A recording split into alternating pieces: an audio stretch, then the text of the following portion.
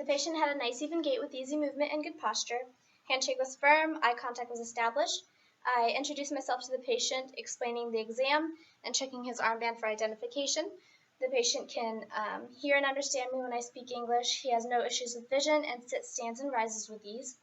The patient is on top of it today, interested and involved in his care. He is sitting up straight, ready to go.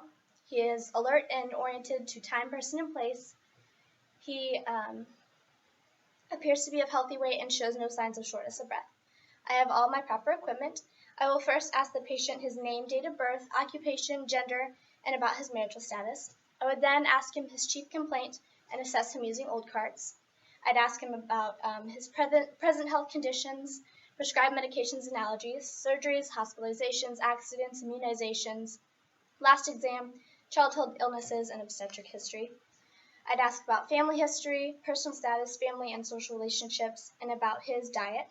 Then I'd ask about functional ability, mental health, illicit drug use, health promotion, and about his environment. I would then assess the patient's general symptoms along with integumentary head and neck, breast, respiratory, chest, cardiovascular, GI, GU, reproductive, musculoskeletal, and neural systems. I would take the patient's vitals by getting his temperature, pulse, respirations, blood pressure, height, weight, BMI, pain, pulse ox, and visual acuity. Then I would prep the patient for the exam. First, I'm going to inspect the patient's general appearance, posture, and breathing. I'm going to inspect his skin, nails, and lips for color. Then I'm going to observe his respirations for rate, breathing pattern, and chest expansion. Then I'll inspect the anterior thorax for shape, symmetry, and muscle development, along with the posterior.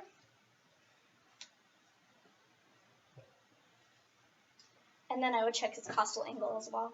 I would then palpate the anterior thoracic muscles for tenderness, muscle symmetry, and bulges, along with posterior.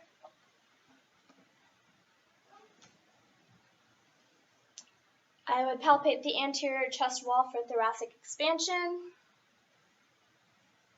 along with posterior.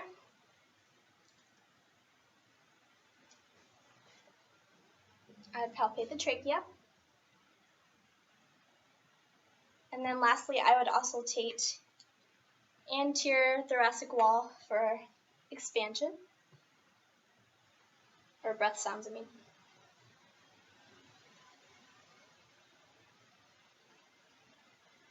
And then lateral.